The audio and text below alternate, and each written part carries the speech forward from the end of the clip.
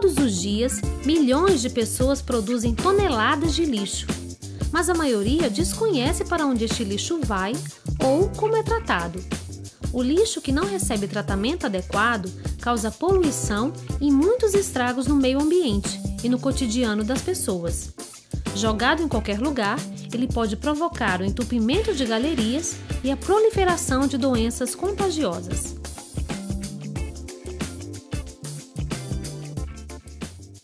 A cada ano, uma pessoa produz 300 quilos de lixo. O que acontece com esse lixo depois, quando jogamos na lixeira? Para conversar sobre esse assunto, nós convidamos o professor Fernando Jucá. O professor Fernando Jucá é doutor pela Universidade Politécnica de Madrid e criador do Grupo de Resíduos Sólidos da Universidade Federal de Pernambuco. Professor, muito obrigado por ter atendido nosso convite. Para começar, o que a gente pode chamar de resíduos sólidos? É uma boa pergunta. Resíduos sólidos é tudo aquilo que é fruto do processo de produção, da indústria, do comércio, etc., que podem ou não ser aproveitados como matéria-prima, como fonte de matéria para outras indústrias. No caso específico, as pessoas fazem a diferenciação entre resíduos sólidos e lixo. Lixo é tudo aquilo que já não é mais possível aproveitar nada. O lixo tem que ser tratado e acondicionado em algum local adequado, tá certo? No entanto, os resíduos, eles são resíduos para uma determinada indústria, mas podem ser matéria-prima para outras indústrias. O senhor falou em tratamento de lixo. Isso. E qual é a forma mais adequada para se proceder o tratamento do lixo? É uma questão que envolve desde as pessoas dentro de casa até o modelo de gestão que hoje é implantado nas cidades, nos estados, nas regiões e no país inteiro. No mundo existem diferenças sobre esse assunto e as diferenças são muito em função do que é importante para cada país. Por exemplo, a matriz energética de um determinado país pode definir o tipo de tratamento adequado que se deve dar ao lixo ou aos resíduos.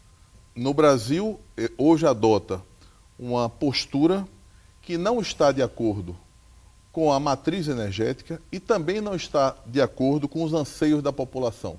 Hoje a sociedade procura por coleta seletiva, procura por reaproveitar o lixo e na prática não faz porque não existem instrumentos de políticas públicas adequados para isso.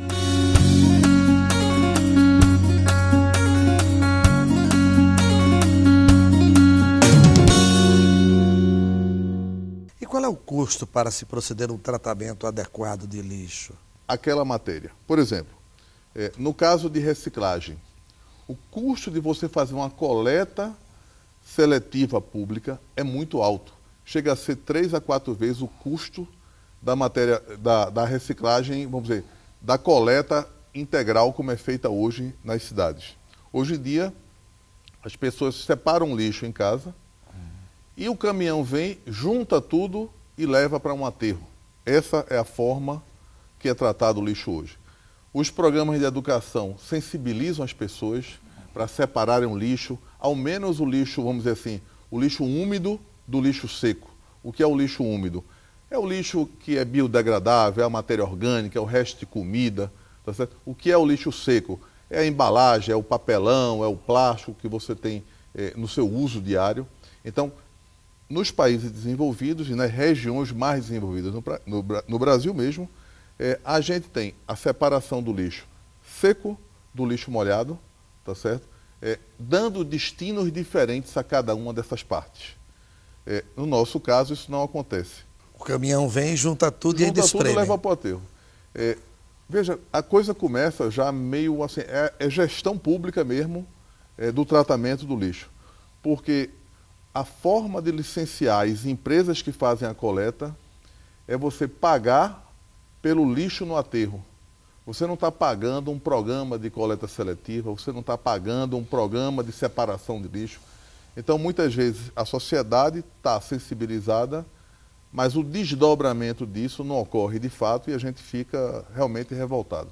Pelo que o senhor falou aí, a gente viu que essa forma de coleta de lixo, de tratamento que vem sendo aplicada aqui no Recife, da região metropolitana do Recife, ela dá prejuízos. Que prejuízos se tem com isso? Na região metropolitana do Recife, existe uma necessidade clara de se mudar o modelo de gestão e de se criar uma política metropolitana para tratamento de resíduos, de lixo como um todo. Na prática, hoje, o que se pleiteia as prefeituras pretendem ter aterros sanitários. Existem alguns procedimentos novos. Se existe uma termoelétrica sendo prevista para Recife, que inclusive não tem uma grande repercussão no Brasil isso, porque no Brasil não se trata lixo queimando, apenas o lixo hospitalar se queima, os resíduos da indústria se queima, mas o lixo comum, o lixo doméstico, o lixo urbano não se queima. Será uma inovação que a Prefeitura do Recife está pleiteando, tá certo? Mas a nível de Brasil, isso é uma coisa ainda bastante discutível, porque o preço da incineração ele é muito mais alto do que o preço do tratamento do lixo em aterros. Então, o ideal seria reduzir a quantidade de resíduos ou de lixo gerado, tá certo? Diminuindo na fonte, como a gente diz, evitando desperdícios. Por exemplo, uma simples embalagem de supermercado, você pode evitar se você levasse a sua própria bolsa para o supermercado. Claro, isso é mais incômodo, tá certo? Mas imagina a quantidade de sacolas plásticas que estão sendo desperdiçadas hoje, certo? Porque você não tem uma política clara de como conduzir os suprimentos que você compra no supermercado. Como consequência desse simples exemplo, metade da altura de nossos aterros, do volume que ali está, é de plástico. Você perceba o que é. Em outros países, as pessoas são incentivadas a levar sua própria sacola e trazer os suprimentos naquelas sacolas que ele próprio levou. Então a gente pode dizer que não há uma política para a gestão do resíduo sólido ou há uma política nesse caso? O Brasil precisa de políticas públicas na área de resíduos. Existe em tramitação no Congresso Nacional, há muitos anos, uma política que tem recebido contribuições da sociedade, mas nunca chega ao fim em termos de políticas públicas. E nós não temos implantado ainda essa política. Mas, claro que existem políticas estaduais, políticas de certas prefeituras de cidades que têm funcionado bem. Existem exemplos muito positivos no Brasil. A cidade de Londrina, por exemplo, um excelente exemplo. Eles hoje fazem reciclagem de mais de 30% dos resíduos que geram ali. Isso é um número impressionante. Por exemplo, só para você ter ideia do quanto é importante isso, em Recife, a gente não recicla mais do que 3%. E eles chegam a 30%. Então, é uma diferença bastante grande. Isso tem a ver com consciência da sociedade, com educação, com programas de capacitação, com aproveitamento dos resíduos, com políticas públicas. Isso tem a ver com com um conjunto de fatores que contribuem de forma harmônica e integrada para que isso ocorra.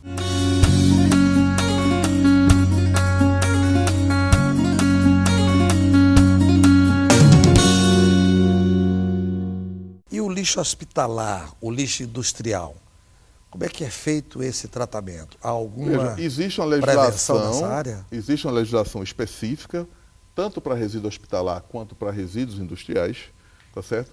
Que prevê um pré-tratamento no caso de resíduos industriais e esse pré-tratamento, depois um tratamento que inclusive pode chegar a ser incinerado, tá certo? Existem alguns tipos de tratamento que prevê incineração de resíduos industriais.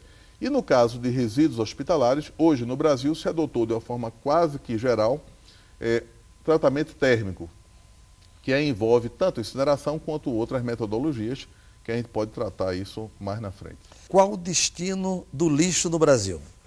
Veja, a maior parte do nosso lixo está indo para aterros sanitários, para lixões e para aterros, vamos dizer assim, que são chamados aterros controlados, que são intermediários em termos de qualidade de serviço prestado a um lixão e a um aterro sanitário. Existe uma classificação que separa o aterro sanitário do lixão do aterro controlado. Então, a maior parte dos nossos resíduos estão indo para aterros ou lixões, tá certo? É uma quantidade muito pequena reciclada no Brasil inteiro. Em média, no Brasil, chega a 5, 6%, tá? Com algumas exceções. Como a que eu contei, a Londrina, a região sul como um todo, tem níveis de reciclagem muito mais elevados do que em outras regiões do país, sul e sudeste. Tá? De uma forma geral, na região sudeste, a maior quantidade de lixo está indo para aterros, inclusive aterros energéticos, aterros que geram energia, tá certo? A partir da decomposição da matéria orgânica. Tá certo? Então, existe então uma parte do lixo grande indo para aterros ou lixões, tá? Ainda descontrolados, tá certo? Uma parte maior, quase 60% dos nossos resíduos estão indo para aterros ou lixões, tá? E uma fração menor está sendo reciclada e uma menor ainda está sendo incinerada. Essa é a divisão da fatia do nosso tratamento hoje no Brasil, que não é a desejável pela sociedade e que não é desejável, inclusive, pelas próprias prefeituras. Existe uma ideia dominante que ninguém está satisfeito com a forma de gestão dos resíduos ou do lixo no Brasil. E a gente está muito atrás de vários países no mundo, mas muito atrás mesmo, inclusive da própria América do Sul.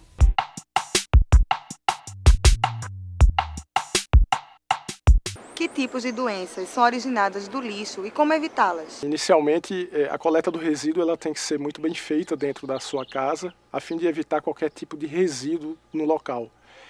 Esse resíduo, depois de coletado, lançado num saco plástico ou num saco apropriado, deve ser encaminhado para a coleta domiciliar, que é realizada pelo menos 3 vezes na semana pela prefeitura da cidade.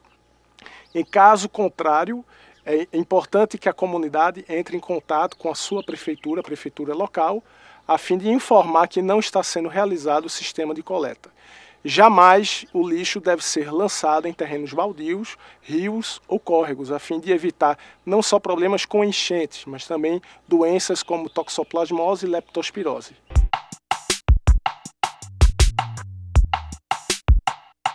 No início a gente falou um pouquinho se resíduo sólido e lixo seria a mesma coisa. Eu queria dar um arremate nisso aí. De fato, a gente está usando de forma indiscriminada, tanto resíduos sólidos quanto lixo. Está usando praticamente com o mesmo sentido. Do ponto de vista técnico, os resíduos eles ainda podem e devem ser reaproveitados, ou para gerar energia, ou para reciclar, etc. Tá? E o lixo é aquilo que já não serve mais para nada, para ser reutilizado para nada. É o que a gente não está podendo aproveitar naquele momento. Tá? Mas na linguagem popular e no vício de linguagem, nós falamos indiscriminadamente lixo e resíduos, que as pessoas entendem perfeitamente uma coisa e outra. E aí, na minha fala aqui, eu estou falando praticamente com o mesmo sentido de lixo e resíduos. Mas eu queria fazer essa diferença técnica, que em alguns momentos vai caber comentar essas diferenças, em outros a gente vai falando como se estivesse falando de uma forma mais fácil para as pessoas entenderem que é quase a mesma coisa, mas tem grandes diferenças.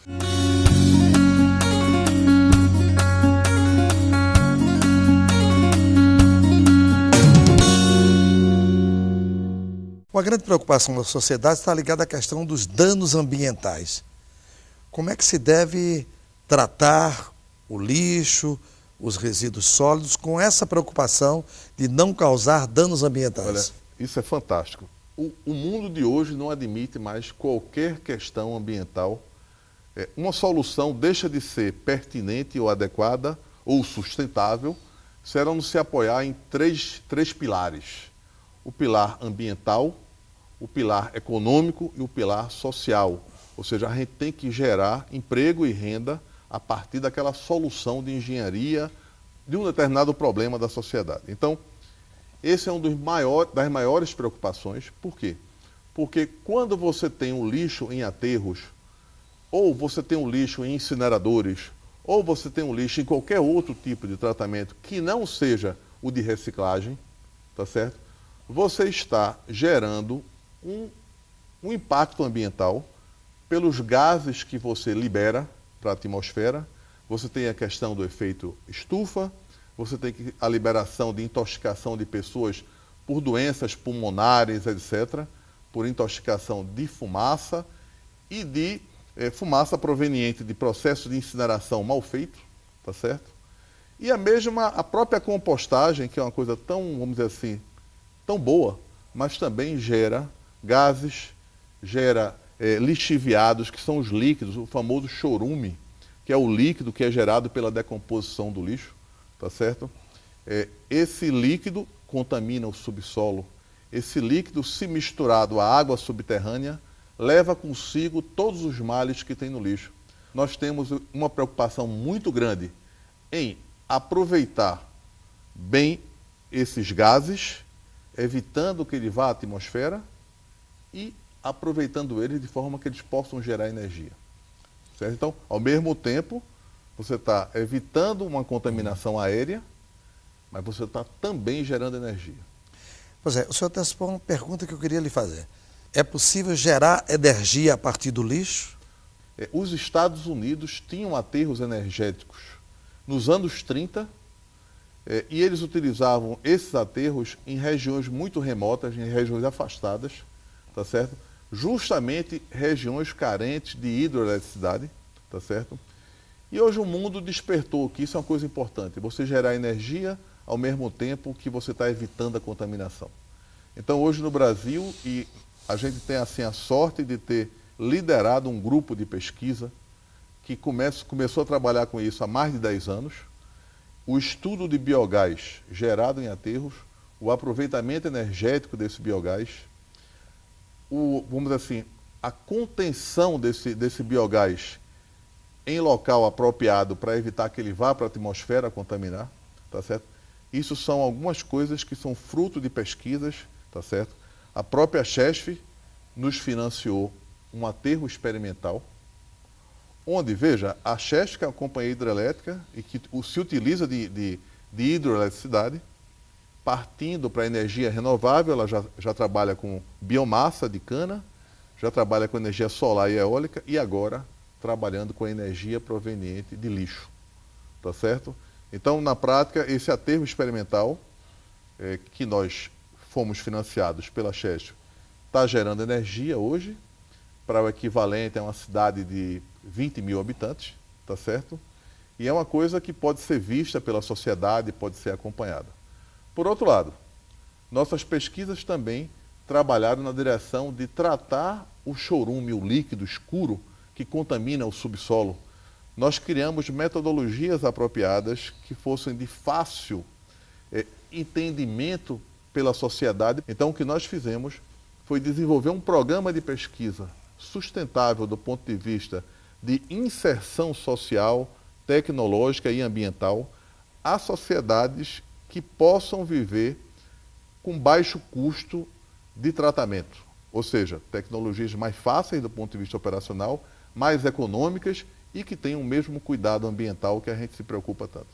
O professor, teve muito da mídia, né, a questão do lixão da Muribeca, que é instalado em Jaboatão dos Guararapes, na região metropolitana do Recife. Por que aquele local foi escolhido, ou seja, a Muribeca, como um local para se instalar um projeto piloto de tratamento de lixo? Esse lixão, o grande lixão de Recife, funcionou ali na Muribeca de 1985 até 1994, quando a Prefeitura do Recife tomou a iniciativa de fazer um diagnóstico da situação de contaminação do subsolo e contratou a Universidade Federal de Pernambuco para fazer esse diagnóstico. Mas ela não queria só o diagnóstico. Ela, além do diagnóstico, ela queria uma solução para que aquele lixão se transformasse num aterro controlado, um aterro sanitário, tá certo? Com tratamentos para tanto o gás quanto para os lixiviados, os líquidos que são gerados ali, que são contaminantes. Então, assim foi feito. Foi a Prefeitura do Recife que tomou a iniciativa de contratar a universidade para fazer um diagnóstico e para que a universidade tivesse uma proposta de solução daquele problema tão grave na época. E qual é o papel do governo na gestão dessa questão do tratamento do lixo? Primeiro porque o lixo, pela Constituição brasileira, Constituição essa de 1988, o lixo ele é de autonomia das prefeituras municipais. Então, o poder público municipal tem a obrigação de tratar o lixo, dar o destino adequado e todas as ações pertinentes a políticas municipais para atendimento dessa questão, desse item. O papel do governo, portanto, não só é de autonomia total sobre esse assunto, certo? Como também de estabelecer metas para alcançar a sociedade do ponto de vista do que falamos antes, de sensibilização, de educação, de aproveitamento, etc. E na prática, o que a gente tem observado é que muitas vezes não é isso que está ocorrendo. Portanto, o que tem que existir nos municípios são políticas próprias do município, tá, para a questão do lixo e que seja respeitada pelos administradores das prefeituras, pelos prefeitos, pelo poder municipal. E não uma decisão pessoal de um único prefeito que resolve qualquer coisa e todo mundo fica calado em cima disso. E nesse sentido fala-se em gestão integrada dos resíduos sólidos. Claro. O que é que vem a ser a gestão integrada? A gestão integrada é um conjunto de ações que parte desde um diagnóstico e você intervém no município a partir de um estudo prospectivo do que está acontecendo com a questão do lixo, identificando as quantidades, a tipologia do lixo. A prefeitura, voltando à questão central, ela deve identificar o tipo de resíduo, as quantidades, como esses resíduos podem ser úteis do ponto de vista de energia, do ponto de vista de reaproveitamento, do ponto de vista econômico, para vender para outro município, para outro estado, etc. Ou seja, o que existe, o que tem que se pensar é numa bolsa de resíduos, onde o que é resíduo para um é matéria-prima para outro. Criar políticas públicas nessa direção, conscientizar a sociedade e colocar metas muito claras de alcance para 10, para 20 anos, para 30 anos. Não se pode tomar decisões pensando no hoje, nem no ontem, e sim pensando numa escala de tempo muito maior. Os artesãos têm ultimamente usado muito os resíduos sólidos para as suas obras criativas.